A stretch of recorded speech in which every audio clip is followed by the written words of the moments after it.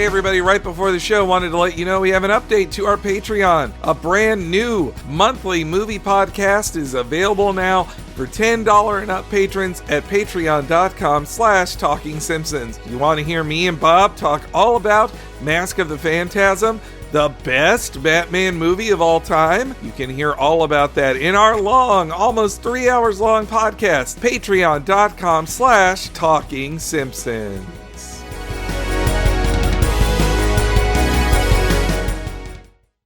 Cartoons from present in the past. Every week will be an animated bash. What a cartoon! What a cartoon! Maybe a short but mostly shows. We'll talk, we'll analyze, exploring as we go. What a cartoon! What a cartoon! What a cartoon! What a cartoon! Hello, everybody, and welcome to What a Cartoon, where sweets are always 80% off. I'm your host, pretty podcaster Bob Mackey, and this is an audio exploration of every cartoon ever. Who is here with me today? Henry Gilbert, and please do not call me Meatball Head. And who do we have on the line? Mick Circo, and in the name of the moon, I will punish you. And today's episode is the Sailor Moon R episode, The Return of Sailor Moon.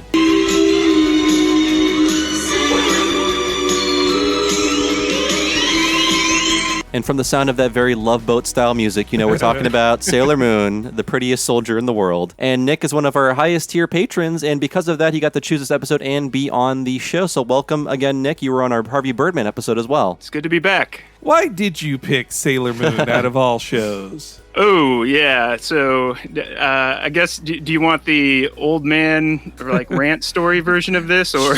Yeah, sure. I like that. Sailor Moon for me is the show that is very much my story of discovering anime and kind of, getting involved in that whole subculture. So I've always been a fan of animation, but the first time you saw anime back in the 80s or 90s, this is something completely different and unique, and I've never been exposed to anything like that before. That's actually a little bit untrue, because you guys did Robotech, right? Macross? Yeah, we did. As a kid, you'll see things like Robotech or Voltron, but not know it is Japanese animation. Right? Yeah, se. like I had Voltron. They played that on my UHF station when I was like 4 or 5, and my siblings all had some of the Lions, but we had no idea that was a Japanese show, and it wasn't like they were advertising that as part of a next up that show from Japan, Voltron. So and Sailor Moon wasn't necessarily the first anime that I encountered. That was actually Fist of the North Star, which is wow, what a place to start. Yeah. I saw that when a friend in probably like 5th or 6th grade had recorded the Fist of the North Star movie off of cable, and he brought it over to a birthday party, and after the adults went to bed, he turned it on. He's like, "Hey, you got to see this."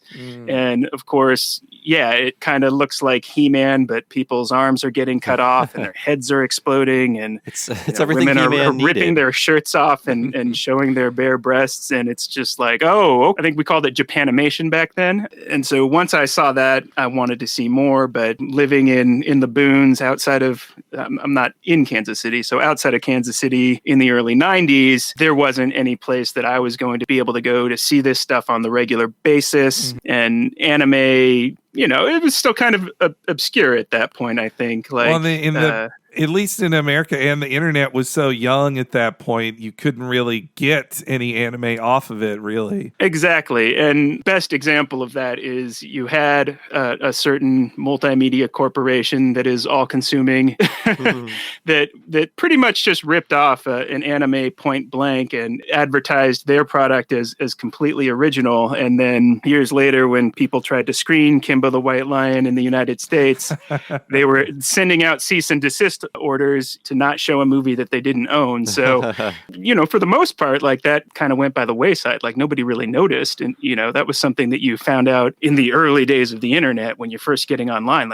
Did you know that this movie is actually something else? But then Sailor Moon, I would guess, aired on... I saw Sailor Moon the first time when it aired on Fox Kids Saturday morning at the start of its debut in syndication. That's when I first saw So it. it was on your local Fox affiliate? Actually, we didn't have the syndication version of it. It was just Fox Kids nationally. Oh, really? Aired the Okay. first episode on Fox Kids Saturday morning. But no more episodes? No, I would think that was probably like Deke paying a shitload of money to air it once on Just there. to put it in kids' heads. Yeah, Okay. yeah. Well, that may be what I saw it on, because it was this episode that we were going to talk about that Huh. was the first thing that I saw. A few months prior to that, I got a hold of a copy of Flux magazine. Have ever heard of Oh that? man, no, I do not remember that. Is it with 2 X's? I think Okay. Then I might have seen it. it's kind of like the peak '90s Ratitude Oh. type of magazine. Like it was Did it come a with a mashup of like an EGM and a Wizard Guide to Comics. Did it come But, with did it come with a CD-ROM inside of it, perhaps? No, Okay. it was more video game focused. I'm disappointed. Yeah, you can. There's a couple of issues up on like archive.org if you really want to see what, like, for your younger listeners, if they really want to see what magazines were like. It's kind of a trip. It's also very like Maxim type thirsty. Okay. But the one issue is very short lived. But the one issue that I did have had like an anime A to Z, and again, just not having an internet, not having cable, not having any other way to kind of get to this. Just an article like that, it was kind of like, okay, this is everything that I'm going to know about anime for the next 5 years. The style of the article was kind of just like little blurbs with a little kind of review summing up the show. And Sailor Moon was in that. Pretty much described it as like a show about witches that get naked when they transform into heroes, which, you know, I'm 13, a burgeoning dirtbag. Like that appealed to me a lot. So when I found out that it was going to air on TV later, I think in that summer, was all in for it. Like, okay, let's watch the Naked Witch show. That's Bayonetta. Right. And so, Henry, I think I watched the same thing that you did, because I know it debuted on like UPN. Supposedly my local affiliate carried it, but they didn't carry it for very long. And I was never able to find another episode to watch on broadcast TV. You know, I found this particular episode, you know, got up early on a Saturday morning, recorded it. And despite all of my dirtbag intentions, I was just completely charmed by the You were show. won over by the You know. charm of it, not any libidinous fare. You're not disappointed by the lack of nudity. Right.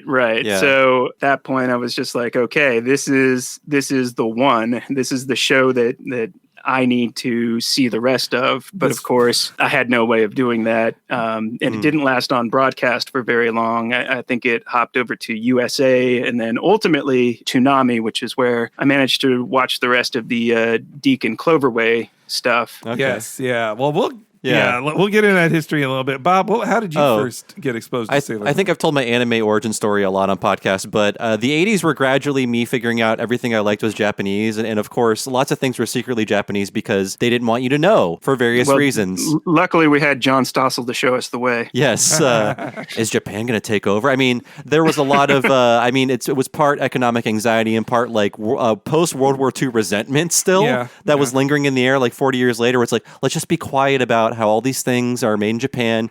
You know who made that cartoon? You're like, it's this company called TMS. What does TMS stand for? I don't know. Maybe you could look it up, but don't. So like gradually it was me like figuring out like, what are these names? I've never heard this person's name before in my life. I've never seen this last name. Oh, they're all from this country called Japan. And oh, they make my video games I like too. And then once I got on the internet, it's like, I'm going to look up everything I like. Everything about everything I like. And that was like the real, like, I like anime. I like Japan things. I'm a weeb.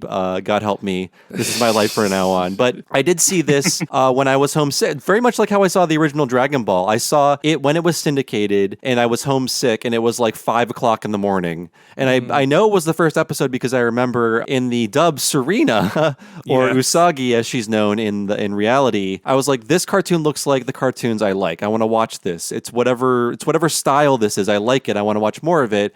And I was like, oh, it's all about girls. This is weird. I normally don't like these cartoons where the girls have like ponies and fluffy animals they hang out with and things like that.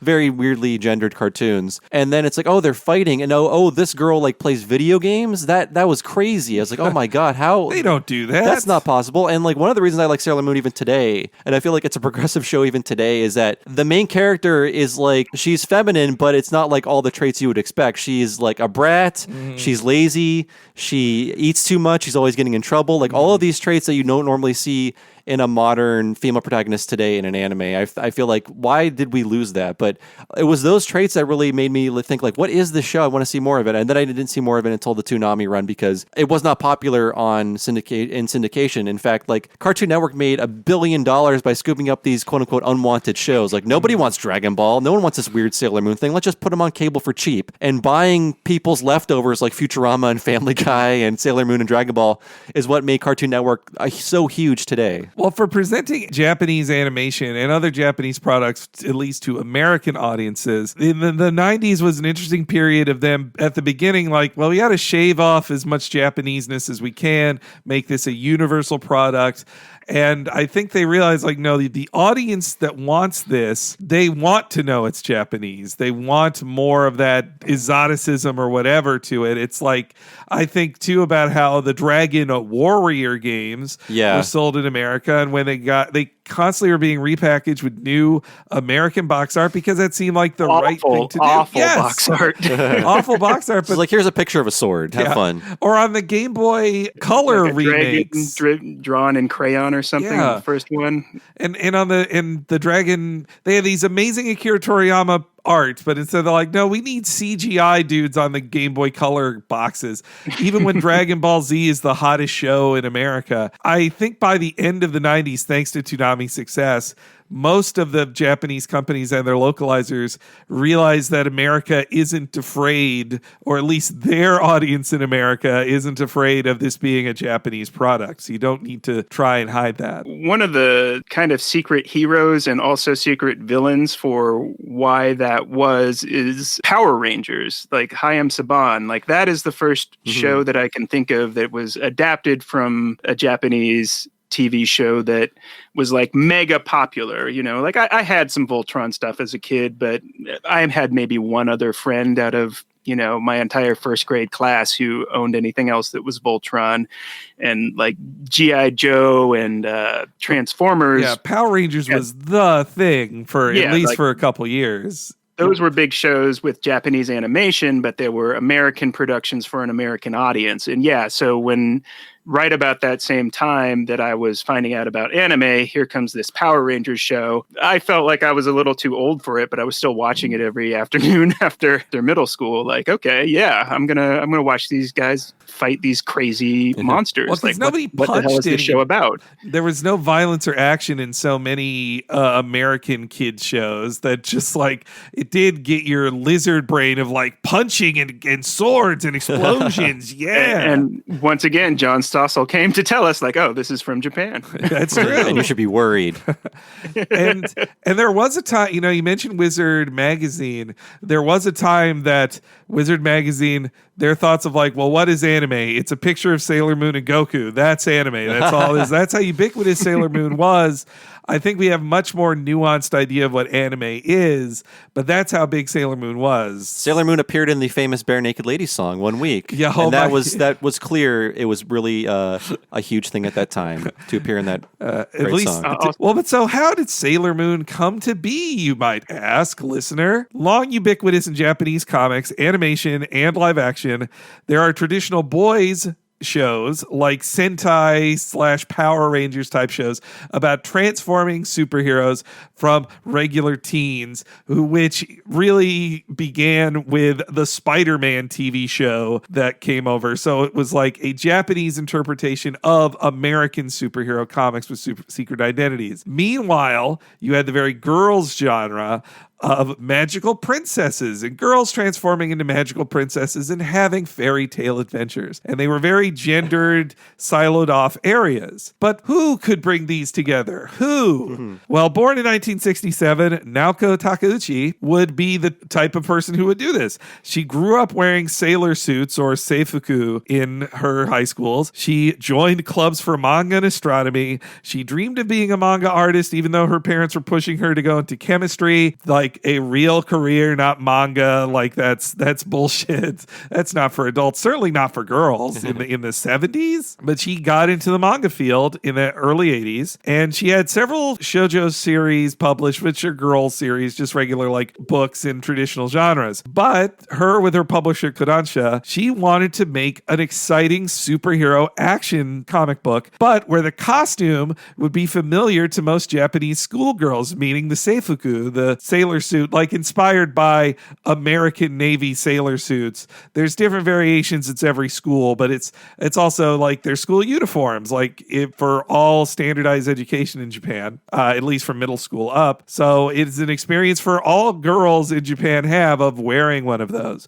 So to then turn that into a costume is really like empowering the typical Japanese schoolgirl. That's kind of the message of a powerful sailor suit girl. And their first attempt at that was the series Codename Sailor V, which was about a single teen schoolgirl who was a more aspirational figure who was like your typical good girl, like a Boy Scout type, the Superman type. Yeah, and she was backed up by a talking cat, and she had this cool mask. That was Sailor V. And she appears in the series as a fictional character, right? And then a regular character, too. Okay, yeah. This series is starting to go well. Kodansha takes it to Toei Animation. Toei Animation says they like the concept, but they want a team of girls, not just one girl. And I do wonder if that is to a degree marketability. The more girls you have, the more characters you have, the more toys you sell. It's just how it goes. That's in general how the manga industry is a pipeline to the animation industry, who then works with a toy company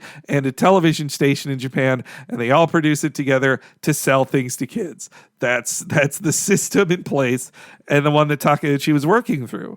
So she came up with the story of a different blonde girl with a talking cat, but this time the goofy crybaby Usagi Tsukino. Over time, she would slowly get a squad of friends who were soldiers / scouts / senshi is the Japanese term for it, and they would fight the usual monster of the week in the Sentai style. Like Takeuchi in interviews was directive, like, I liked the shows that we know as Power Rangers. She enjoyed those shows, and she wanted those starring a girl. She made it with more feminist kind of feelings too. Definitely stories about, I mean, there was the one where they go to the arcade and they're told, girls don't know how to play video games, get out of here. There's ones about how hard it is to cram for your high school test. There's tons of ones about having a crush on a boy, about losing weight. It's relatable, but also swarming with magic robots. Yes. You know, it really is. Like one of, I think the things that really appealed to me about the show, like I mentioned that I was charmed despite expecting to find naked witches, is that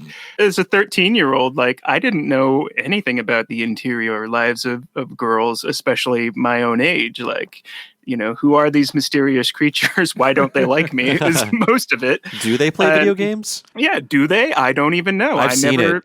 hang out to them. So just having something like that to look into is just a lot of curiosity on my part. What I really like about Japanese media in terms of anime and video games, other things, is that they're really good about theming much more than Western media. So I really like, I think what attracted me to the show was not just it's like, oh, this looks like the shows I like, but also every scout is a different color. They're associated with a different planet and they have a different element. I think they have each have a different astrological symbol too. Which is astrology is a huge part of this series. The theming is so strong. I mean, with Ninja Turtles, it's like you got 4 identical turtles and they have different colors. Who cares? But now they have there's 5 different themes going on between all the characters. It's so great. And as you get to know them more, you also get to see their interactions and their secret identities, where they their personalities cause a lot of friction, and then they learn a lesson by the end of it. And I also love the pace of the series as it slowly grows. You go from solo Sailor Moon adventures to her with Mercury, and then her with Mercury and Mars,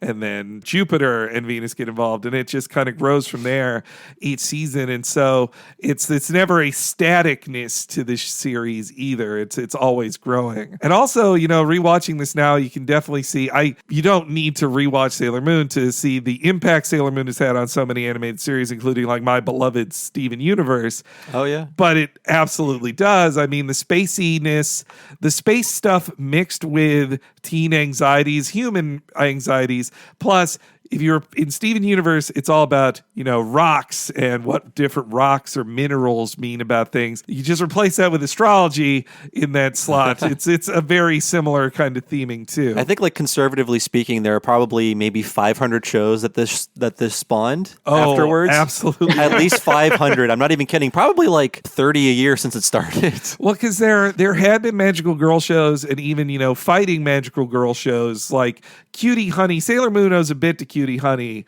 for example, because that is about a beautiful warrior who even gives a whole speech before she fights a themed villain of the week. But that was pitched not so much at girls as to horny boys. Yeah. Right, because that's the one I think probably that magazine that I was talking about got confused and because that one they do like show her butt when she transforms, right? Cutie Honey gets naked. Yeah. You can be sure of that. Yes. I think having Power Rangers in the world really trained me for what the format of this kind of show would be, because it's very similar in that you have their normal lives and then a villain shows up every week that interferes with their normal lives, and then they eventually have to change to fight the villain, and they end up usually destroying the villain with the previously recorded attack that you see every time. That's what I love about this. It's just like the fights in Sailor Moon are not great because it always devolves into like which pre-recorded attack will they use. So that made it work great for video games. That's true. Because then you just replay those cutscenes. I mean, the animation on those... It was Final Fantasy VIII before Final Fantasy VIII. To be fair, they spent a lot of time on the scenes they knew they would reuse, which I feel like does not happen at all anymore with anime. That used to be a very stock thing. It's like, we will put the most money into these animations of these attacks so we can trot them out again and again. But I think that doesn't really happen anymore with anime. When I think of the shows I watch now that are the popular modern animes like My Hero Academia or the JoJo series, the characters don't really repeat actions in that kind of way. Like even when, say, in MHA, which is a very shonen show, it's shonen as fuck. When they do the like Texas Smash move again, it is always in a different context, in different costumes, so it doesn't lend itself to repeated animation. I'm thinking of stuff like Slayers, where when Lena casts the Dragon Slave, it's the same animation of her saying the chant and firing the fireball and everything like that. So yeah, it was a very common technique, but they did put a lot of money into those reused animations. And so after the first season of the series was a big hit in Japan and starting in 1993, Takeuchi actually kind of wanted to end it. She was the grind of being a manga artist is unending and a killer, and she kind of wanted something new. She actually even wanted to kill the entire team and just end it. But her editors at Kodansha talked her out of it. Toei talked her out of it. Like, this has to continue. We can't just stop after 40 episodes. They end the storyline of regular Sailor Moon, which would then pick up in Sailor Moon R. And so actually the episode we're doing here of Sailor Moon R is actually episode 1 of a 13 episode, I don't want to say filler because these are good episodes, but it is a non-manga arc meant to buy Takeuchi time to get ahead of the anime again so they could start adapting that. Original complete little thing by Toei, and I think it was also used as the backdrop for the Sailor Moon R movie. Yes, yeah. But it's actually a nice little bit because it is only 13 episodes, but it moves through pretty breezily and still manages to kind of capture the basic essence of the rest of the show. I don't know if you guys have seen the remake of this series. It's called Sailor Moon Crystal. Crystal, yes. Yeah. I don't know. It could be nostalgia talking, but I prefer these designs. I don't think the more shoujo-y designs work as well in animation as they do on the page. As a Sailor Moon super fan, I cannot recommend enough not watching Sailor Moon Crystal.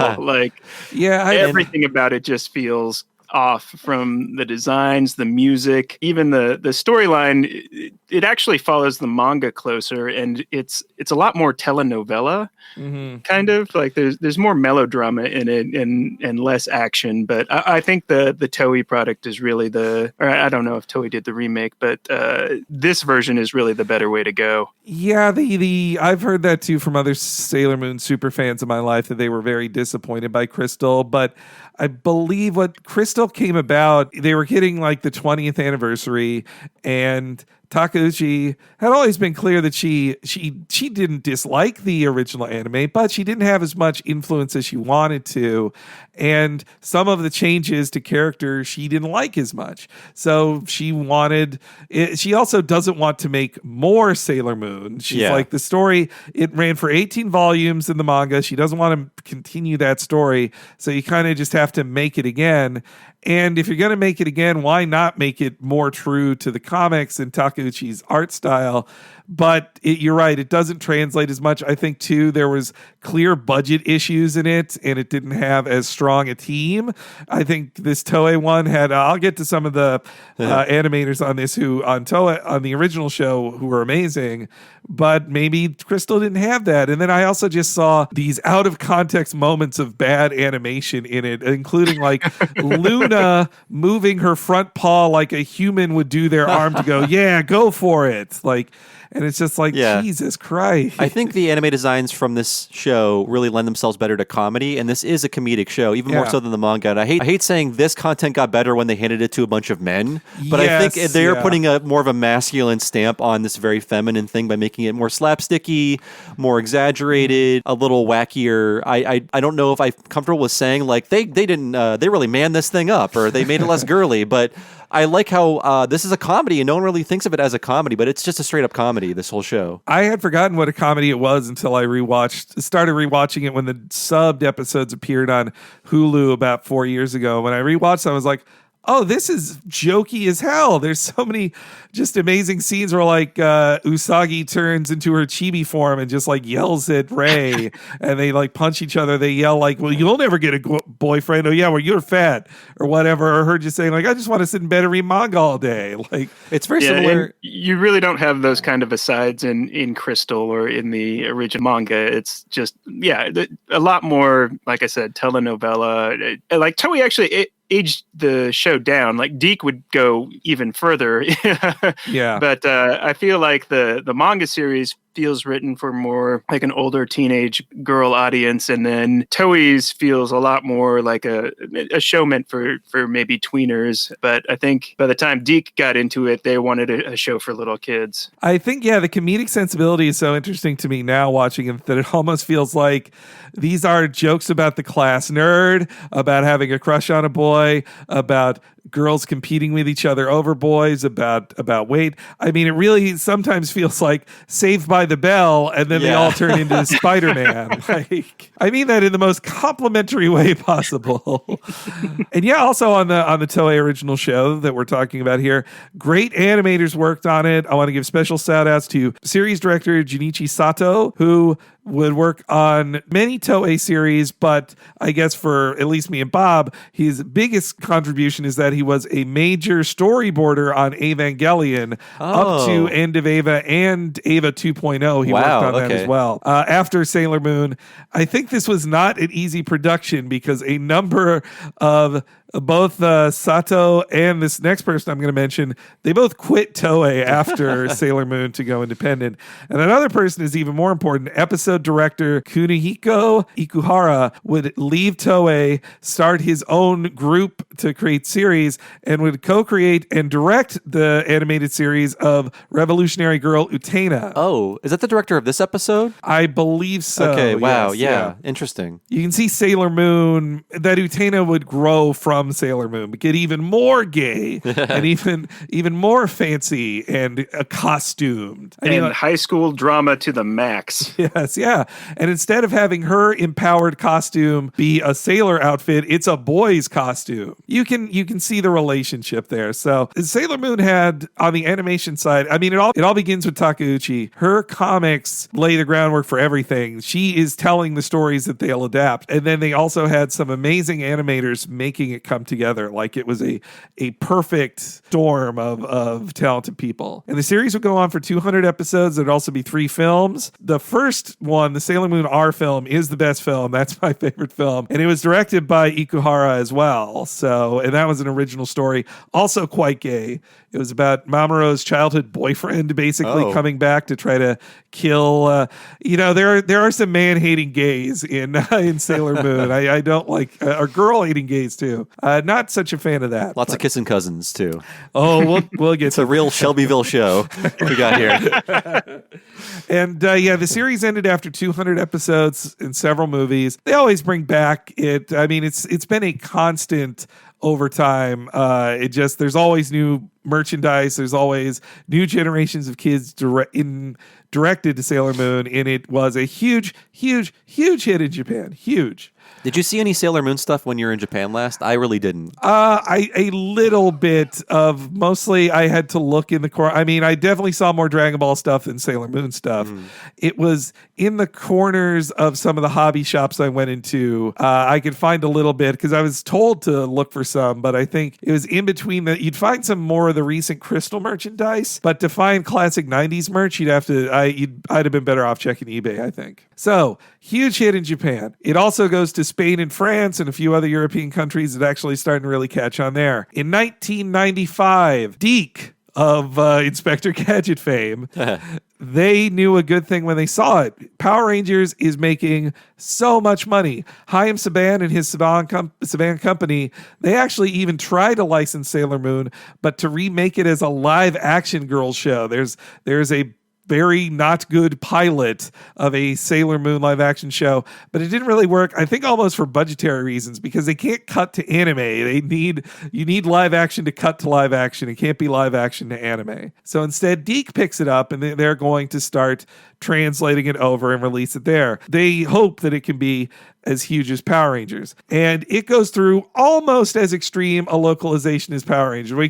You can almost argue more, though in Power Rangers, every human is recast.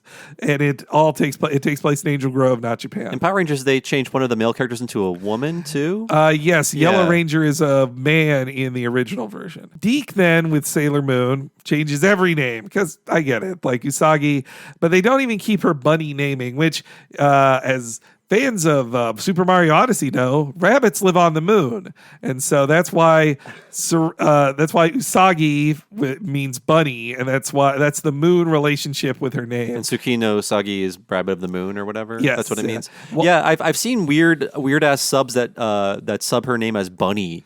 You could. Have you call seen that her before? It's weird. I don't like that. I mean, they did that in Brazil, and I think most of the other in Mixed Zine localizations. they called her that too. And we should know that, of course, Usagi Yojimbo is a semi-famous comic, but Usagi is not a woman's name in Japanese at all, right? Well, we all, it's easy. It's more recognizable to English speakers, all the pun names in Dragon Ball. Yeah. But just about every name in Sailor Moon is also a pun. Like, they all kind of have no at the end of their names, except for Usagi. Like, Mizuno, I know, those type. And like, for example, Mercury, her name is Mizuno. Mizun means water, so it's like water girl, water. Like that's there's tons of puns in it, and there are giant puns with the villains in this episode. We'll get to that. Ooh. But they shaved that off, so now she's Serena, which sure, fine. And they She's changed. still a moon goddess, at least. Yeah, as best they can with 1995's editing software. They replace all the Japanese text. For example, the cuts in between look very video toaster if you watch the deep version. It's like sort of how the image is vibrating underneath it. Mm-hmm. Tuxedo Mask became Darien. Well, he actually is still called Tuxedo Mask. It was helpful for localization that their identities are English names, Sailor Moon, Tuxedo Mask, that they were able to keep those. But yeah, he became Darien, her boyfriend did. Instead of calling her Dumpling Head, she's called Meatball Head, which that's funny. I do like that. Yeah, it's a good localization choice, I think.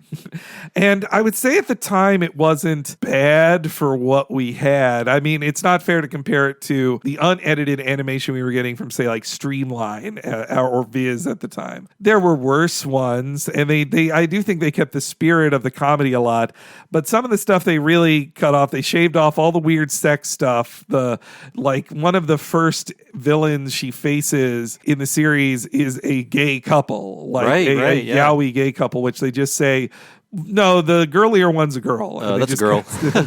No, yeah, that's a girl. That's not gay. And of course, later on, the kissing cousins, they they're really close for cousins. Yep. And in one of the most hilarious changes they make is that they tell the story of their first kiss, which is the story of them kissing each other, but they rewrite it to be like, I remember my first kiss with this boy, and they just make up a boy. His name was Jeff. and so multiple episodes weren't shown. Same with actually the preceding episode to this one. The preceding 2 episodes to this one we're doing at the start of Sailor Moon R. Those were edited down into 1 episode, so it did not have a lengthy scene of all the Sailor Scouts being murdered. Crucified on crystal crosses, nonetheless. So. Yes, yeah. That's great imagery, though. It is, and it really, it's supposed to be a punch in the gut. That's what it's about. But hey, more than one guy got crucified. Everybody forgets that. Lots of people got crucified. He was the most famous one. And even going back to the manga and the way that got aged down, originally that's a suicide that happens, and they start the whole thing by having a double suicide and then ending it in order to kill Queen Beryl at the end of that arc. Wow. That is heavy. They got heavy. Yeah. Well, even just a lot of the violence got cut down too. Yeah. And it's and so it was they just had to edit it, and it's how it was then. But and I think I've said this at the time about other shows. I was very frustrated by the idea that there was the purer version of these shows that I was simply not allowed to have unless I spent hundreds of dollars on fan subs. You can go online and get extra angry by reading about all the things they cut out. It was very well documented for all of these shows, just like with screen caps, what you missed and what they took away. So when I finally got off to college and had for the first time, uninhibited access to the internet 24/7, high speed, and the ability to finally watch the rest of the shows on Toonami because we had cable in the dorms. Yeah, that was kind of like my mission. I spent most of my freshman and sophomore year trying to find all of that information and going through the, because this is still the age of Napster, right? Like going through the excruciating process. We did not quite have like LimeWire and BearShare and all of that terrible stuff that Kazaa was fine. Yeah. But so my experience getting the rest of those episodes, getting the untranslated 5th season of Sailor Moon was finding like FTP hosts that were probably just other students at other colleges, having their computer on in the dorm, downloading rips from what were probably video CDs that people bought from in Hong Kong. Really, really poor quality, wake up in the morning, start a download on your FTP, go off to class, come back after lunch and keep your fingers crossed that 6 hours later you had an episode of Sailor Moon to watch. Good times. Okay. Yeah, no, Sailor Stars didn't even come here because nobody wanted to pay for it. And it's an even darker season. And I believe also in the final episode, Serena is kind of sort of new to the entire episode too. Yeah, and the extra set of Sailor Sentai that they have are either they change gender when they transform or they are disguised as men all the time, depending on the translation. So there's just no way they were going to be able to make that in America. Not on Toonami in 2000. Yeah. But hey, we maybe lost all that stuff, but we did get helpful advice from Sailor Moon. Oh, good. It sounds great being a princess, but it's not just about waving around a wand and wearing cool clothes. It means new responsibilities, just like growing up. Sure, you get more freedom and control of your life, but that means new responsibilities too. Try taking out the trash for your mom before she has to nag at you. And how about cleaning up your room? And doing your homework without being told? Growing up is know full it was of a fun, Canadian new cast, adventures, but did and Jordan new Peterson write all these? responsibilities. Sailor Moon says, see ya! Sailor Moon says, quit smarting off to your mom and register to vote. Stand up straight, young man. No, that was very Rule Jordan of the Peterson, Lobster. yeah. Yes. Sailor Lobster. Well, one thing I forgot to point out for the localization is that they were so smart to keep the theme song and all the variations of that because it's so good. And I prefer the original, of course, because I'm a weeb. And I do think the phrase "on whom we can depend" is very clumsy. But they were smart to keep it because it's not like a popular popular kind of sound for kids of that era. Like Dragon Ball Z was like, I think this guitar solo is pretty sharp. Let's have that be the new intro for the kids. But yeah, they kept the theme song and they dubbed it, which is great. I wish we had gotten Sha-La in America. Yeah. That's a fun song. It is a fun song. And meanwhile, yeah, they rewrote Moonlight Romance, which is such a banger. And also, it was smart of them to keep it that way because the opening, which they also edited a bit of, but the original opening is timed to that song. So yeah, it's perfect. It works much better without it. And yes, yeah, it goes without saying that the original Cloverway dub was all Canadians, and got to really give it to Cartoon Network and Cloverway, which was Toei's American branch, or like who took it over from DiC. They just kept the voices, or I believe every voice from the DiC dub, just for continuity's sake. Well, no, they changed Usagi's voice. Okay. That one changed slightly, and the actress who was doing that, I think she was trying to do like a Valley Girl kind of sound for her, so. but like her Canadianness just came through way too strong.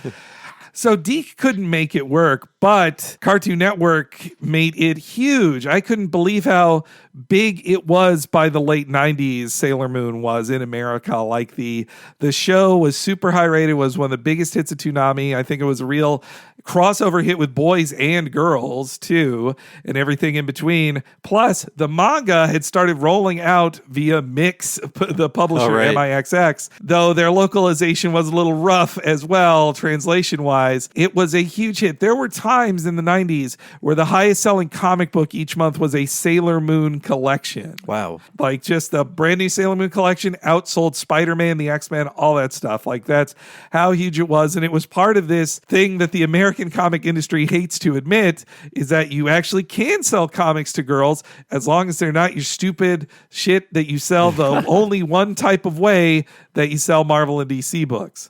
And that, like, it became huge. Like, when I worked at a movie theater right next to a Books A Million, the section that was manga had so many more just kids hanging around reading manga for free and not buying it. But I do miss that era, even though it was a lot of me like jumping over preteens sprawled out in aisles, just like, there's so much manga everywhere. Wow. The universal power of manga. And Sailor Moon was a big part of that, as was DBZ. Like, it was funny to think that we were like, you know, in 93 in Japan, they're being aired at the same time, Sailor Moon and Dragon Ball, and then 5 years later it's the same deal but for America. It's pretty wild. I feel like I just woke up one day 5 years ago and it was like, oh, all of Sailor Moon is on Hulu now and it's all been redubbed, and I was just like, what? Yes. Yeah, so it was a tense license to get, also because for a time Takeuchi was not liking working with Toei. She and Toei were at an impasse. I don't know all the details, but so it was making it harder to get new licenses for it since she kind of had to be involved in it, and she didn't want to work with Toei for whatever reason. Once that got smoothed out, ADV would finally publish subtitled uncut DVDs of Sailor Moon in the early 2000s. Wow, ADV. That name brings me back. And these days, Viz has had the license for a while now. They put out the uncut subs for some time. They've had those out. But the show must be so popular, they're like, well, shit, we should just do a new dub. Like, so 2014, they launched a brand new dub of Sailor Moon, which you can find on Hulu, on Crunchyroll. Well, actually, not the dub on Crunchyroll, but like, it's no small thing to do a brand new full dub of a 200 episode series. But Viz did it, and the dub is very good, I believe. I heard this episode dubbed, and I liked it a lot. Yeah, actually, here let's listen to the speech from the new Sailor Moon voice actress. I am the pretty guardian who fights for love and for justice. I am Sailor Moon.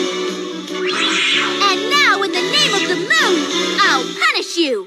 It's fun to go back to the subtitled version after hearing so many anime actors and just listening to this. I was like, oh, Sailor Moon's Misato. That's right. Yep, that's just Misato. It was very strange to go back. I think I even heard that they intentionally drew Misato to look like an older Usagi as well.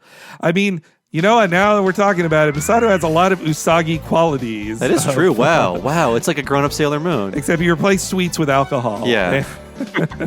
But yeah, so that's the series now is in North America more widely available than it's ever been in uncut. Like, the dub is uncut now, which never existed beforehand. So now people can hear characters talk about just how gay everybody is.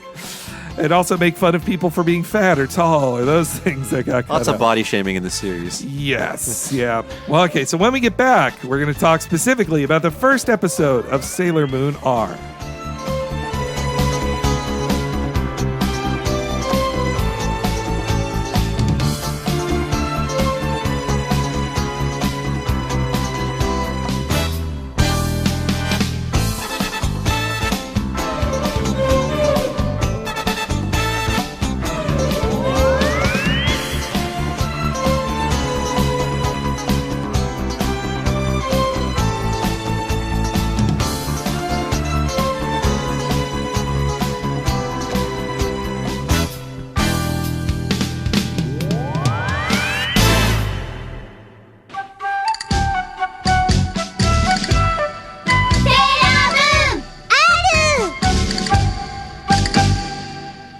In 1969, the first man stepped on the moon, and history was made. Now, get ready to make history again. Blast off with the most powerful series in 25 years, Sailor Moon. She took Japan by storm, and now she's coming here. Sailor Moon is #1 in France, Italy, Spain, Hong Kong, and Japan. And now she's sailing to the USA. Record-breaking ratings and shares. Sailor Moon is the biggest sales and merchandising phenomenon ever in Japan. Bigger than Power Rangers and Turtles combined. We're talking serious moon power. $1.5 billion of retail sales, and now it's coming here with massive sales support from Bandai. With Carmen Sandiego, DiC demonstrated that a female action-adventure lead can appeal to both boys and girls. Sailor Moon has the same universal audience appeal. Coming this fall from DiC.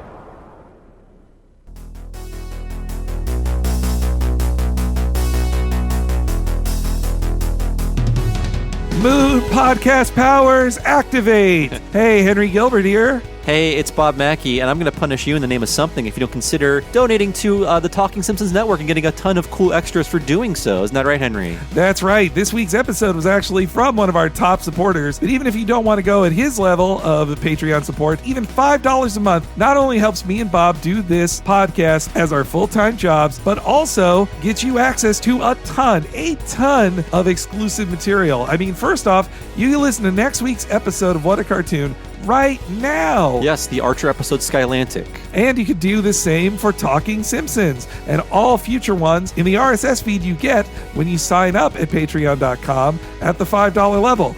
And on top of that, you'll get access to our original mini-series we've done for Talking Simpsons Patreon, like Talking Critic, where we went through every episode of The Critic, and Talking Futurama, where we did the entire first season of Futurama in the same Talking Simpsons What a Cartoon style. And soon our patrons will be voting on what our 2019 miniseries will be, and there could be a second 2019 miniseries if we meet our $11,000 goal, which it looks like it might happen soon. I think so. So that's a lot of bonus episodes for you to listen to. If you've never been a patron before, there are so many bonus podcasts you haven't heard. We've been doing this for almost 2 years on the Patreon, so there's a lot you haven't heard, and if you like our podcast, there's so much to catch up on that you will love to listen to if you like listening to What a Cartoon. So much content, even interviews mostly with folks who worked on The Simpsons, but animation professionals in general talking about their craft. And if you go up to the $10 level, you get even more. For the $10 premium patrons, you not only get access to all of our previous exclusive Patreon videos, but you also get our monthly What a Cartoon movie podcast,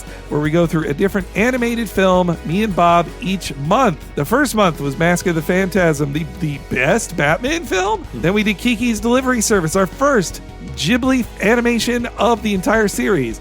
And in January, the iconic Japanimation Akira. We'll be doing that one too, only for the $10 and up folks. Also, all of Sailor Moon is on Hulu, and if you want to sign up for a free 30-day trial of Hulu and get a little kickback to us, go to tiny.cc/TSHulu, and you can sign up and we'll get a little bit in return. Check it out there. All right, enough of that though. Let's get back to Space Flowers and Moon Powers on the podcast.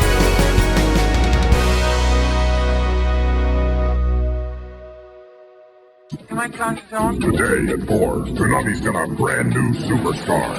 I think I have a crush on her. Sailor Scouts are here!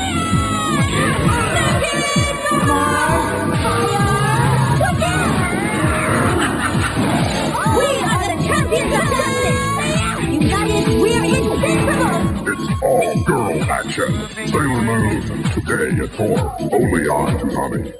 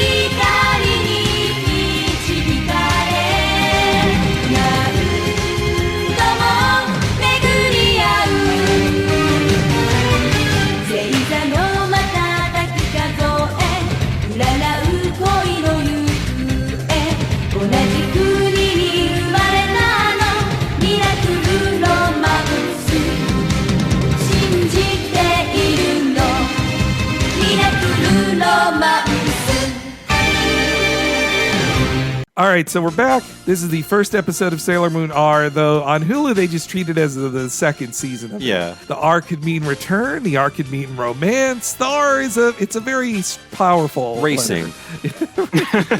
And so as I mentioned before, Takuchi ended the story she thought Sailor Moon would be. So to get it back going again, she kind of needed some time to come up with the fun time travel arc about your future children yelling at you. So on Toei's part, they created a 13-episode arc about Ollie and Anne and the Hell Tree from outer space, all of which would be changed in the Deke dub, but I like the Hell Tree, and I'm going to call it that. It is really a Hell Tree. Everything's very veiny and sexual. Yes. Lots of flowers, but I noticed that the opening song is the same, but the animation is different. Mm-hmm. And when I was watching it, I liked it, but I was like, where are the other Sailor Scouts? They show up for like the last 5 seconds. It's mainly Usagi in this version of the opening. Yeah. It still focuses mostly on her like dual life. I love how the opening expresses her dual life of the like maybe my favorite shot. I love when she runs towards herself and then it transposes, and also one side of her looking at out the glass, and then she turns around and one side of her is just sad, and then the mirrored side is like, hey, I'm happy, or I'm like she's ready for action. It's so cool, the duality of Sailor Moon. I also love all the techniques and sort of choices that are made in this era of anime that we lost or people no longer use. Like there's a lot of weird, I don't know if you would call it mixed media, but the ending theme has just newsprint behind animation. It's just a weird style. Like let's just use different textures and different kinds of, non-painted things. So it feels like a very Japanese broadcasting style choice too, to start with. Well, here's 30 seconds of Sailor Moon telling you what this episode is. That used to be what you're going to see. That used to be a technique that would happen pretty often in this era, maybe earlier too, where it's like we don't have to animate this much content now. That's true. I'm okay with that being cut. In the dub, they still keep it, but that's one of the few cuts I'm like, look, it's kind of fun to hear the voice actors for Sailor Moon tell you about the episode you're about to see, but it's kind of weird. It actually just spoils the full episode for you. I would miss the violin ditty though. Oh, I love that. Yeah. Over that. Yeah. Music is so good, and much like music of this era, it's very 70s. I mentioned the Love Boat in our intro. I know. Yes. It's like such a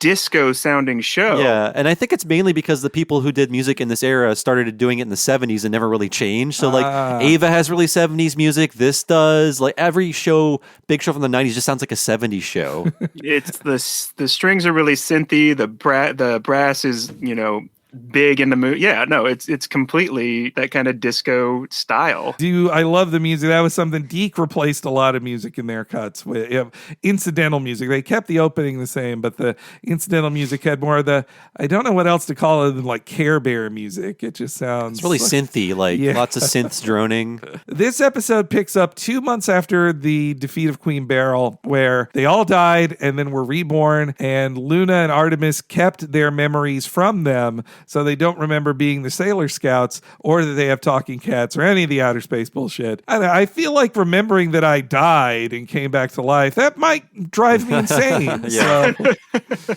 Better to not think about that. yeah. They're pretty nonchalant about it. And so Usagi is late for school. It's the classic running with the toast in your mouth. I've never tried it. It seems dangerous. I feel like Also, I'd bite my tongue. That toast is never toasted enough. Is it just bread? I don't know. Are Japanese toasters lighter on toast than we are? It's always floppy. It's too floppy. I mean, look, toast is nice and all, but like, and just imagine having like an egg on that and running everywhere. Get some jam on that toast. Definitely jam and not beans. We're not Brits here. Ooh, yuck. But I love her interactions with her little brother, who the little brother Shingo, that is Takeuchi's little brother's name as well. So I hope he's not as bratty in real life. Though I like that he's always the more mature one for her. Like she's the kiddie one, and he's the one like, hey, you forgot your bag, loser. You get to also see that Artemis keeps trying to make some passes at Luna, and man, Luna draws some blood on that scratch. Right down his face. Like, ouch. Oh yeah, also not gonna have a ton of clips in this one because the voice, like our usual anime ones, like the version you're watching could be all over the place, but I'll play a couple clips here and there. But I also wonder, so at Japanese high schools now, does anybody have to do the bucket thing for being late as punishment? That feels like cruel and unusual punishment. I don't know if they do sort of corporal punishment anymore in Japanese schools. I really don't know. I'm sure it stops in American schools, not this kind of punishment, but like pain punishment where you are hit with something or... I mean, it's tradition, Bob. Yeah. Who are you to turn against that? That's true. You want to outlaw dodgeball now, too? It's heritage, not hate. My favorite thing about this scene is when right after Ami comes by and dries her tears, you see the teacher in the doorway and her hair just like at the edges flips up and makes little devil horns while her face is in shadow. It's going back to that comedy thing. Like it's a great little moment. Her teacher does not. I mean, Usagi's a bad student. She deserves some punishment. I'm a little on the teacher side here, but well, I also think of that how real that water bucket punishment stuff is too, because there was a very funny. If you guys like high school anime comedy starring all-girl cast, Azumanga Daioh rules. And in one of the first episodes, I think it was, a character demands her teacher. She's like, hey, I'm late. And the teacher's like, just take your seat. And she's like, no, punish me like they used to do with a water bucket. And so she does it, and she drops the water bucket like 5 minutes in. She's like, oh, this is hard. I don't like this. And yeah, she re-meets Mercury, which I also wonder too, like how much, if they don't remember that they were the Sailor Scouts together, how much does that erase? Like, I know this is one of these things, like if you dig too much, it doesn't make sense. But like, so do they remember hanging out personally is not Sailor Scouts? Because seemingly not, because she's like, oh, you're that genius girl from the other class. Like, she doesn't remember meeting Mizuno ever before. Deke version, they completely cut out the whole water bucket scene. So when they meet later, they just kind of have a throwaway line where it's like, oh, what are you doing here? Oh, I assume they would think kids would just be confused. Like, why is she holding this bucket on her head? I don't even understand that. But us weebs know. Or maybe they were worried kids would imitate it. And be like, I'm going to try putting a water bucket on my head. And then they break their necks, and it's just dangerous. It's the Sailor Moon water bucket challenge. And I love that Usagi does not sleep in a cool or like attractive way. She just like mouth agape, snoring, dreaming about eating food. Like I love that she's like a dirt bag, or just like this like kind of gross slob at times. That's so many anime, the girls in them have to just be idealized sex objects, or just like very your pure. waifu. Yeah, or like, pure. Yeah. There's something like a Card Captor Sakura, which is like this very pure, innocent girl, you know, but I like how much of a brat she is. The main characters never get to be bad. Like, you have a sidekick who's the bad girl, who's the Goofus. She's Goofus of the group, except Goofus is the main character. And then the stuffed cabbage from space appears. Yeah, it wouldn't be a superhero story if there wasn't a random meteor crashing. So all of the Sailor Senshi are drawn to the meteor site. They all kind of have their subconsciouses pushing them back to their superhero world, as much as Luna would like that to not happen. happen. So does Mamoru know who Usagi is, or is he just fat shaming a stranger? It's like, you would like sweets, fatty. I mean, he remembers her. He remembers Usagi as this girl he teases. Actually, I forget if Mamoru got his mind wiped or not. Okay. He's a mysterious guy. He knows more than he seems. Because it seems to have erased the memories of all of their interpersonal relationships, you know? Yes, yeah. So, yeah. But he still is calling her Bunhead, which I like that localization of it because it also works with her being a bunny, so Bunhead. Oh, yeah. Poor Jupiter. She gets called like, oh, it's that tall girl. Like, hey, you should be saying that to me. Like, I'm right here. You know what I mean? She's very sensitive about her height. That's another like. She's almost 5'7", Henry. Well, that is a funny thing to me that like I wasn't a tall girl in school. I didn't know how that felt. And so in Jupiter, they get a lot of good a lot of good commentary about just sticking out from the group by being the tall girl. And people make assumptions about you, Though she is also a judo expert, so you should not you don't fuck around with Jupiter. You think Usagi... My wife's 5'11", and she has a history of like, I'm 6'2", so we don't look odd as a couple. But once you're that tall, like everybody always wants to fix you up with the tallest guy in the room, like regardless of what he's like. Just like, oh no, he's tall, it's fine. We're gonna pair up, you freaks. Get you out of the gene pool. Now I was gonna say, you would think Usagi would be the one who stood out more by having blonde hair. Yeah. Though Venus has blonde hair too. That's true. Yeah. Though it's not much commented on that the regular Japanese schoolgirl just has blonde hair, that she does not dye. Like that is straight, and that she is just supposedly like fully Japanese. She doesn't have a parent of any other ethnicity. So yeah, I don't completely understand. Also, I will say one thing that seemed normal when I was a kid, and now watching it, is that in their age ranges, they are legal in Japan for a 17-year-old to date a 14-year-old. Right. But the disparity in height and maturity of looks sometimes does make me feel weird with Mamoru and Usagi. Everything about that relationship is pretty icky. Yeah. I mean, I get, different culture, different standards maybe, and Lord knows there were probably some freshmen dating juniors and seniors when I was in high school, but I think part of the and again, if you've read the manga, there's a part where she drinks a glass of wine and then is basically passing out in his arms, it's played for romantic. It does not come off like that reading it as an adult. Yeah, I mean, it's not cool to encourage that sort of thinking, but I can imagine that being a fantasy of like a young girl. Like, what if this older man were to hold me, or what if I could hang out with this older man? Yeah, I mean, perhaps that is not something you should act upon. But I'm saying we're all three guys talking about what this. do women think? Yeah, I mean, no one will ever know. Well, yes, I see those fantasies in a lot of shoujo, which it's like. Objectively, it's like that's wrong, but you could see that being a fantasy of an innocent girl who's never had an actual relationship before. You could imagine, like in your naivete, that is what you imagine, and that's what gross guys prey upon. Oh yes, which also makes it uncomfortable. Yeah. But to a degree, and I think it could be Takuchi realistically expressing how girls of her generation felt, perhaps, but now watching it can sometimes feel gross. And but we do meet two green space elves who are in love. Yes, yeah, Ollie and Anne. I think it's Ale. Oh yeah, well, sometimes it's Muhammad Ali. Yes, well, on some wikis I've seen it does get localized to Ali, but yes, and here they say Ale. It is Ale. Yeah, but weird. They localize it as Ali. Ali. Well, I mean, Ale, one of them is a more normal name than I mean, they're both weird names. Yeah. But Ale and Alien. Oh my God. How did I not understand that until now? No, you just blew my mind now. Oh my God.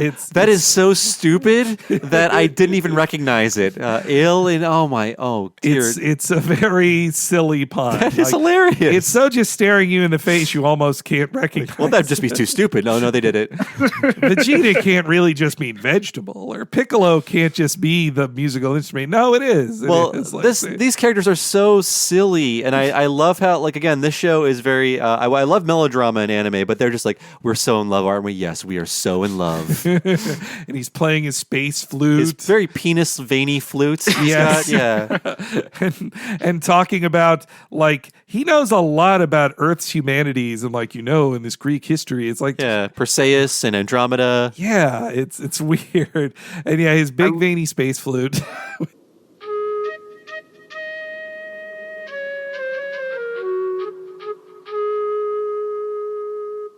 I do love his little flute ditty too, but again, I watched, like, this is the first episode I watched and the only episode that I had for a long time. And that was another just random Deke change that they re-recorded that for some reason. So it sounds completely different than what you would hear in any, not completely. It's like, it's kind of on the same theme, but they just randomly changed it for reasons I have no way of explaining. Weird. I love how they go right from introducing these characters to basically a Mr. Snrub scene where it's like, here are the new exchange students. Oh yes. I think they know what they're doing. That's a funny like scene change. It's like, here are the new exchange students. Like, oh, that's not odd at all. Well, all these pun names, and there's even some very like meta commentary within the episode about things like this, that the show, it has the roots of a gag manga, which I think you need to always consider that when you look too closely at this stuff. Like, I think questioning plot contrivances or whatever, that at its heart, it's a gag. It starts as a gag manga that then gets bigger than that. It's a big difference from, I think, for as an American fan like myself of American comics, you think like, well, no, in a DC or Marvel comic, they explain scientifically how Spider-Man shoots these webs or how Superman can fly. And I'm trying to put that same kind of logical bullshit explainery to shows like this or Dragon Ball Z, when it's really just like, no, emotions dictate ability in some cases. Saying alien out loud. Alien on. their veiny sex objects, space stuff definitely feels a little Geiger-y too when you say, or Giger. Giger, yeah. No, like a Geiger counter, I mean. It's all... It also, when we get to the villain, that the design for that character, it kind of feeds into that too. Oh yeah, vampire. Yeah, it's like flowers are just genitals. Why do we like them? They're just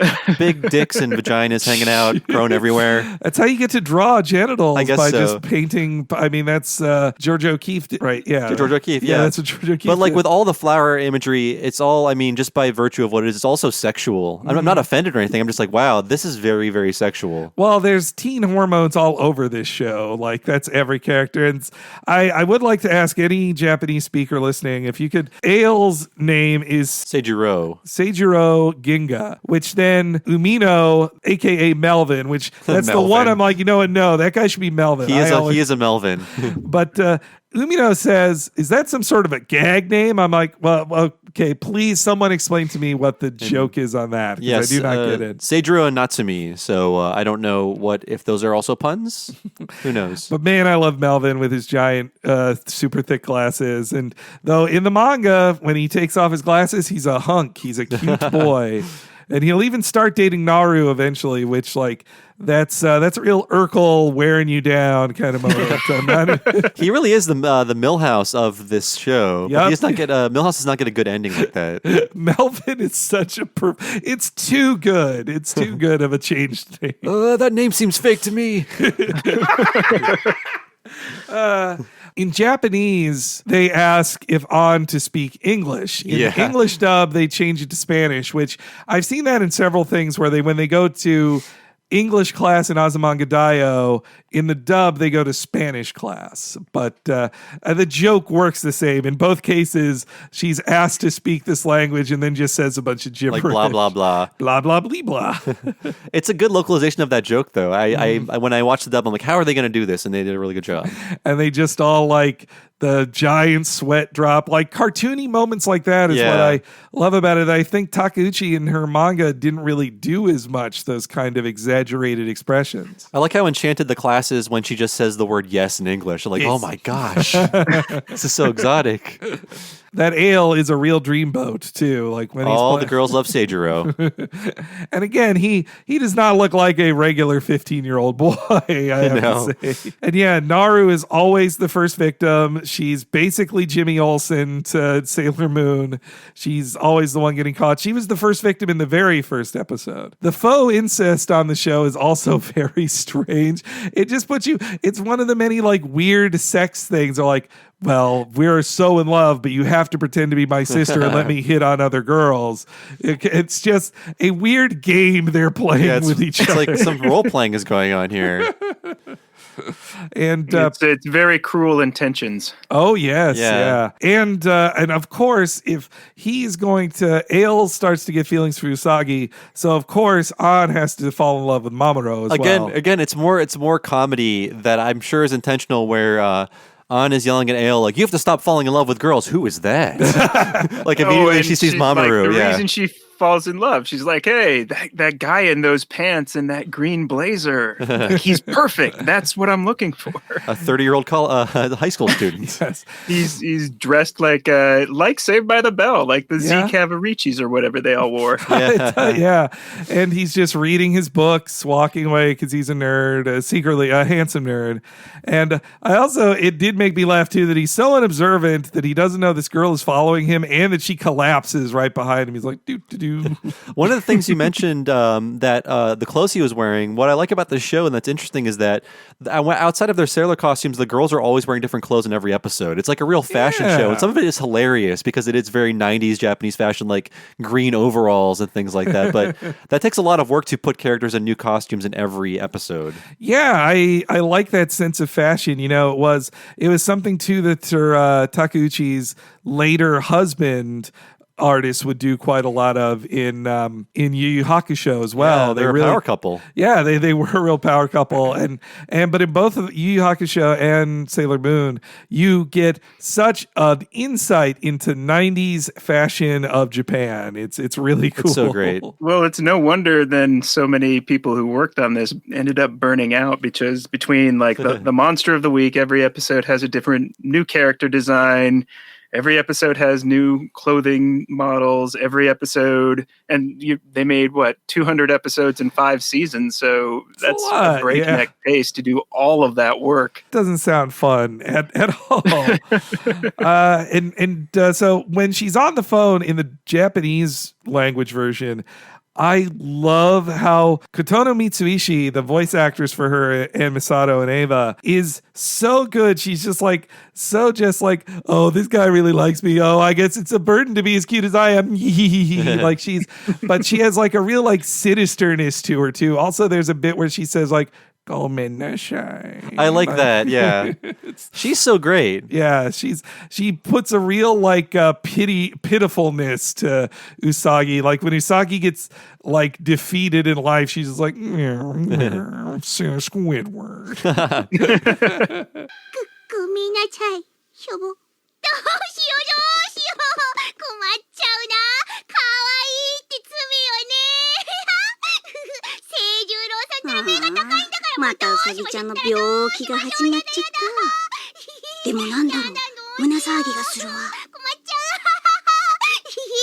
And so, yeah, then An passes out because of the lack of energy. So she needs more from like the sex plant to basically spit on her. Yeah. I like that sentence. The sex plant has to spit on her.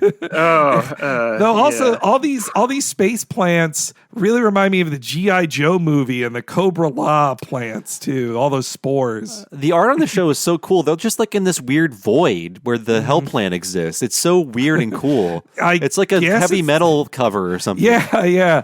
But it's like at the top of a hotel too. It's like somehow they occupy a suite in a hotel, but then have a metal band album cover that they live in. And again, more of the sexuality, like the sort of S&M angle of just vines around you and vines wrapping around people. Well, the way she's like laid out waiting for that drop to hit her. It's also weird that the eye catch / commercial break just comes at that moment when An gets restorative power. Is like, well, this is not like a dramatic cut. This is not I got to stick around to see what happens if she opens her eyes. Like, it's just an odd pacing wise, time to take the commercial break. Though I love chibi eye catches. They They're are my great. favorite. I love all of them. You're talking about Kotono Mitsuishi earlier, the voice of Usagi in the Japanese dub. She also, I think one of her best roles is, and it really shows off just how good she is as a voice actor, she plays Excel in Excel Saga. Holy shit. And the gimmick of that is, Yeah. who can talk the fastest? Let's hire that actress, and that's her entire gimmick. She's like the Micro Machines guy of anime in that role. Yeah. I forgot. I didn't know she did Excel. That's one I'd only seen the dub of. I've only seen the dub of Excel because Oh my god, I like that dub actor is probably dead now, the English dub actor. I couldn't do the sub because they talk so fast. I'm like, I either have to pause every sentence or I just watch the dub because this goes too fast. Yeah, Usagi, among her many bad qualities, is also that she's a motor mouth. She just can't stop talking, and all her friends are like, could you please shut up? I think that's kind of why they tried to do that Valley Girl affect in the original localization, because the voice acting, I think, on the one good thing I can say about the DeK translation, at least as far as it compares to what Viz Media did, like Viz Media rewrote it a lot better and I think more faithfully to the Japanese material, but the DeK voice cast is actually really good. They didn't have a lot to work with, but they do manage to get a lot of that personality through. I think a little bit better. Even in the Sailor Moon Says segment, I was like, these are good actors. They're performing these crappy lines well, but clean your room and, don't mouth off.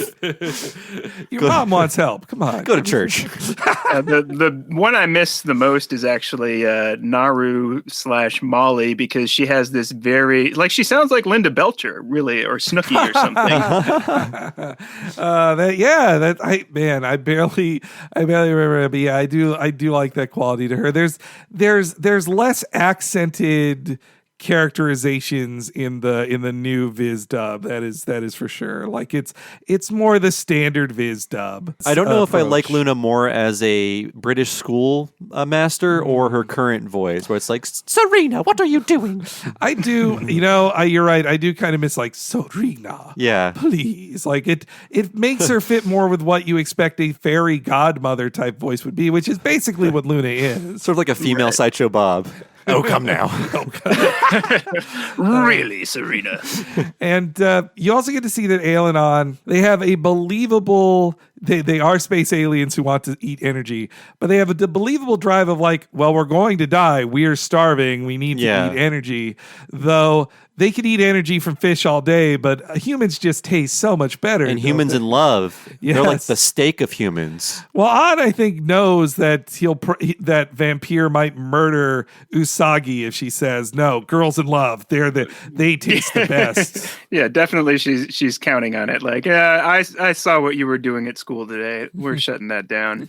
And we better just kill them all. So this whole Cardian thing, I didn't watch any more after this episode. Is that a common motif in these 13 episodes where it's like there's a different card and a different villain they summon every time? Is that what they do throughout this Sailor Moon arc? Yeah. Okay, I figured. That becomes kind of the thing. And because we talked a little bit about the mineral things and gems in Steven Universe, yeah. Yeah, Steven Universe. And the villains are always themed somehow in the show. So Queen Beryl's a precious gem. All of her lieutenants were gems.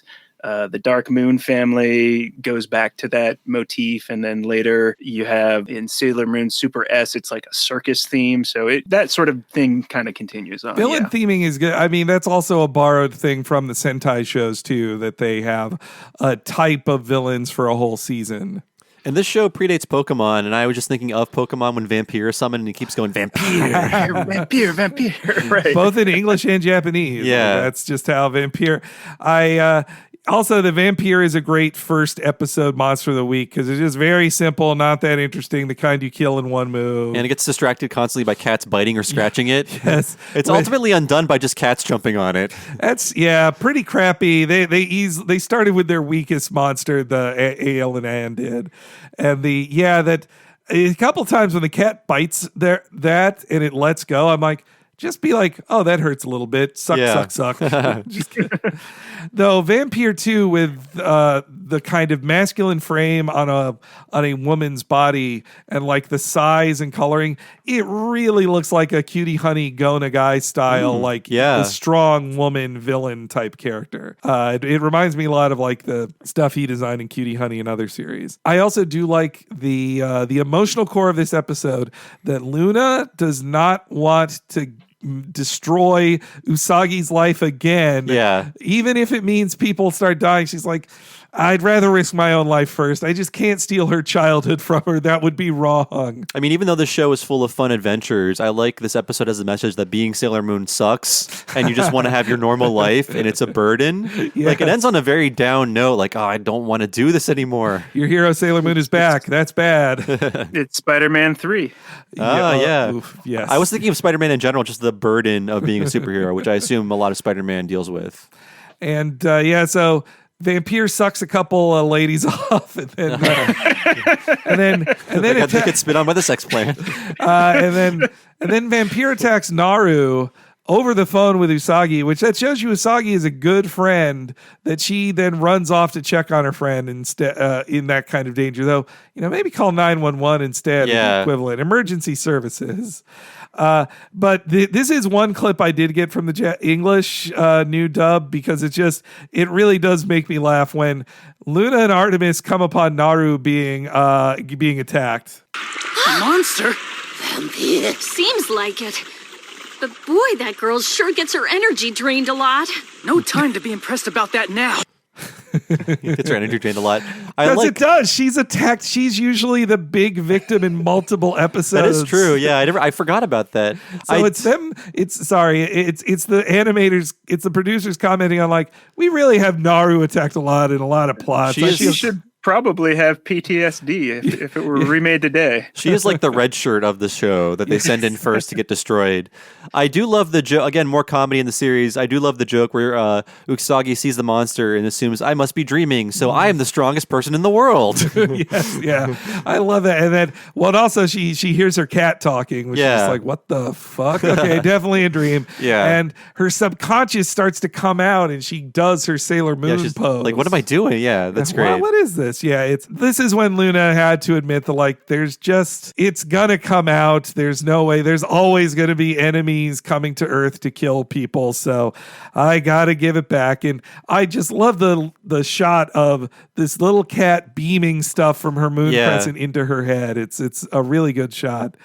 And then you get to rewatch all their death and sacrifice again as Usagi is forced to relive it and has her life ruined one more time. It seems like that part of it is extra bad. Just like, well, here's you dying. So we go through that again. That was, you had fun with your new friends too, but here's all of them dead. And here's when their souls helped you kill Queen Beryl. And it also is tough watching this. Like, I don't like animal violence so much. And cats get hit a lot in this one. They're space cats. Yeah.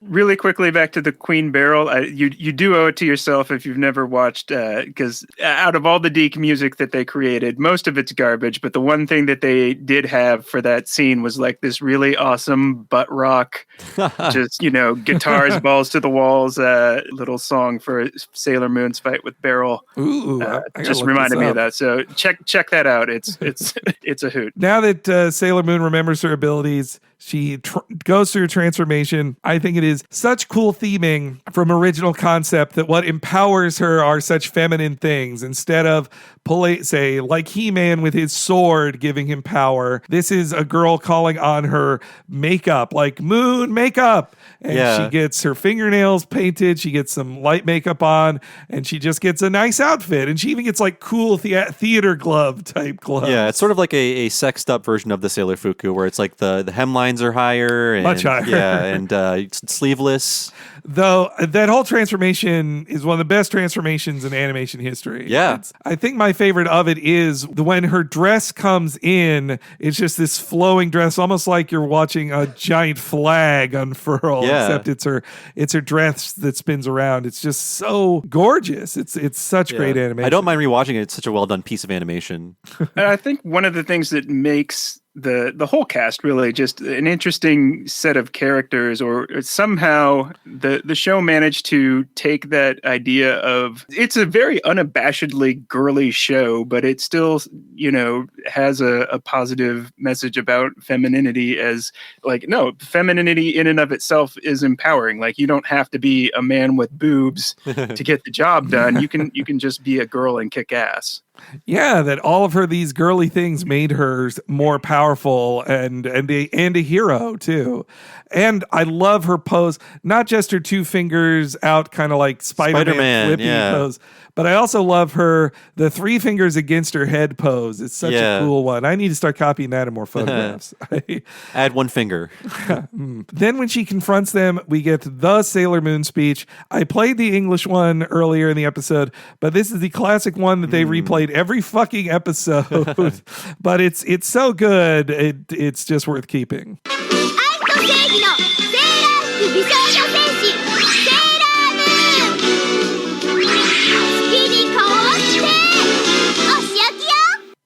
I just love it. Oshokyo. Yeah. Like, that's so cool. I don't know. I even have a t-shirt of that full saying in Japanese with her doing the point. Like, it's so cool looking. It's very iconic. That used to be what I said instead of cheese in photographs. So just Oshokyo. So you're making the O face a lot? The O mouth? Duck mouth, yeah.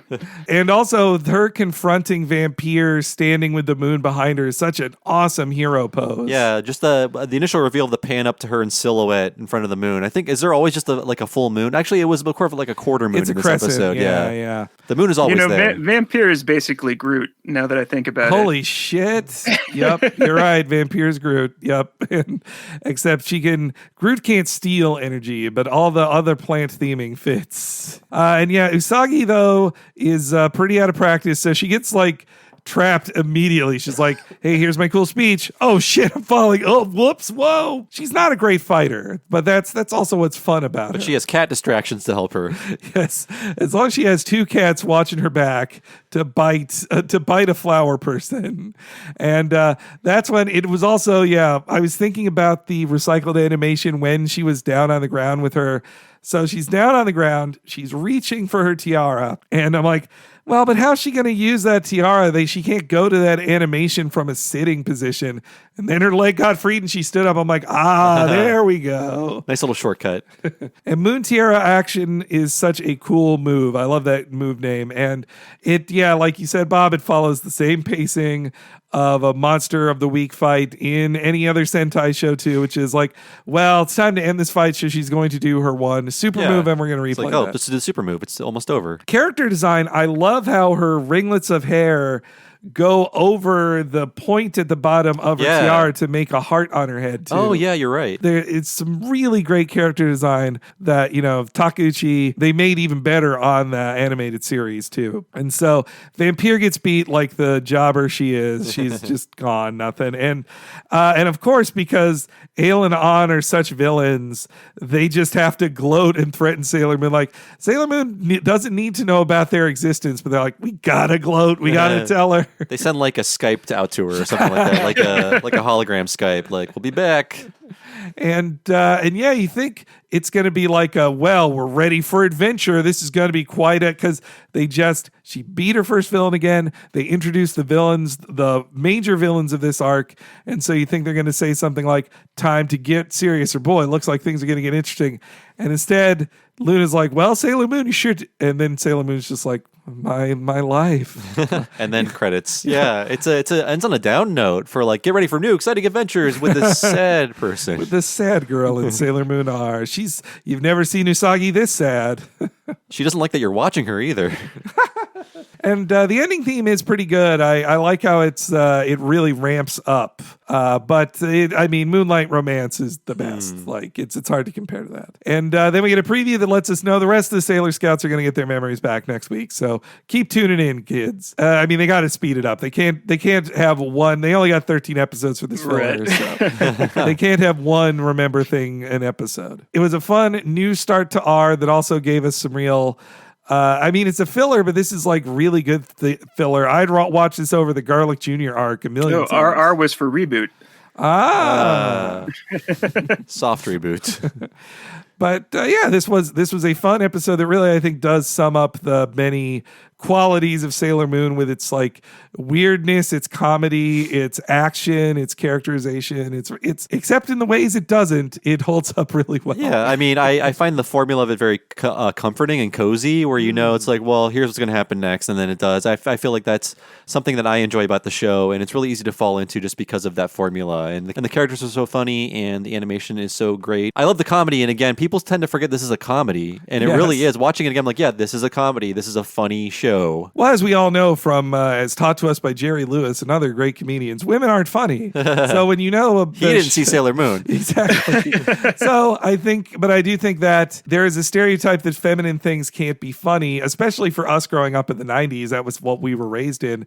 So the idea that such a girly show as Sailor Moon could be comedic didn't make sense to some boys, I think. And it's not your first, you would definitely not assume that. And the message that we were sent in the 90s is like, the cool girls are the ones who don't look like girls. They wear baggy jeans and flannel and they skateboard, they swear and talk about poop. They're just one of the guys, but I like the idea of like, femininity being empowering in the show like this. It's cool. Final thoughts on your episode? Oh, no, I think we summed it up pretty well. Like I said, it is a relentlessly charming show, and worth watching if you haven't checked it out. You don't have to sit through all 200 episodes because that's definitely a lot to do, but there's just so much fun in every episode, and pick out any one and check it out if you have never seen it before. It's all on Hulu, and I think that's it. Maybe Funimation too. I'm not sure. I think on Viz's official site as well. Okay, yeah. It's easy to find, but is there anything you wanted to plug or anywhere we can find you if you want to be found? I'm not too worried about being found. I will say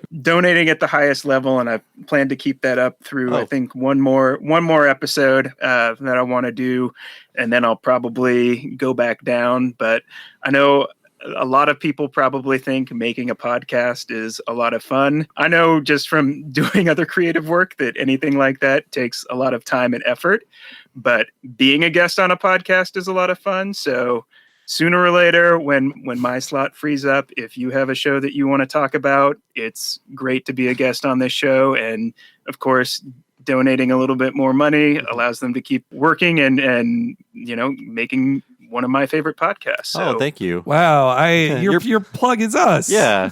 Yeah. Oh, thank you. Well, thank you. Yes. So let's keep it going there. Yeah. Well, thanks a lot for joining us, Nick. This is a great pick. Yeah. So thanks for joining us, folks. This has been What a Cartoon. And if you want to help support the show and get a bunch of bonus podcasts, you can subscribe to the Talking Simpsons Patreon. Go to patreon.com/Talking Simpsons. And if you sign up at the $5 level, you'll get every episode of this podcast and Talking Simpsons a week ahead of time and ad-free, and tons of bonus podcasts, exclusive mini-series, season wrap-ups, or Talking Simpsons interviews. We do so much on the Patreon that is only available to patrons at the $5 level, and it's a great way to help support the show and everything we do. We do this full-time, and we appreciate anything else you can give. Also, if you liked all this anime talk here, then you might want to consider upping your pledge to $10 a month, because that'll get you access to our monthly What a Cartoon movie podcast, where me and Bob go through a different film as voted by our audience. And the last two have been anime, Kiki's Delivery Service and Akira. You will be able to hear me and Bob chat for over 2 hours about some of our favorite animated films of all time. And the last two have been anime. Actually, Kiki's Delivery Service is about a magical girl as well. Yeah. So, but yeah, check that out. Patreon.com/Talkin' Simpsons. Also, if you want to check out Sailor Moon for yourself in America and you are not yet a member of Hulu, you can get a 30-day free trial, and it'll help us out too if you sign up at tiny.cc/TSHulu, so you can get that trial, and a little bit of money gets kicked back to your buddies at What a Cartoon. So I've been one of your hosts, Bob Mackey. You can find me on Twitter as Bob Servo. Please follow me there. And my other podcast I do is Retronauts. It's a classic gaming podcast every Monday and occasionally Friday. Go to retronauts.com or look up Retronauts in your podcast machine. We actually just did a podcast about Sailor Moon games in November. That could be a good place to start if you're new to Retronauts. So check it it out at retronauts.com or in your podcast device. Henry. Hi, I'm Henry Gilbert, and you can follow me on Twitter at HENEREYG. Follow me there for updates on all of our podcasts, the special live shows we might end up doing, or anything else in the What a Cartoon and Talking Simpsons universe. That's HENEREYG. Thanks for joining us, folks. We'll see you next week with the Archer episode, Skylantic. We will see you then.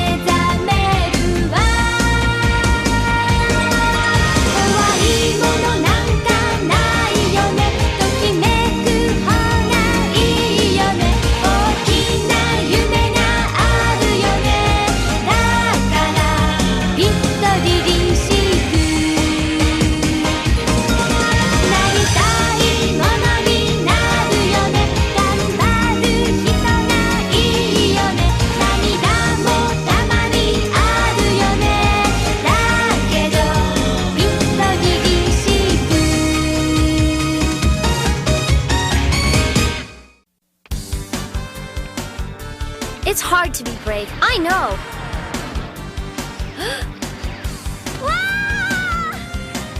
But there are lots more ways to be brave than fighting monsters from the Megaverse, like telling the truth when it really matters, or standing up for someone who's totally geeked out in embarrassment, or doing what's right when you know it's not anything you want to do. You mean like doing that homework that's been stacking up on your bed? Homework? Heroic?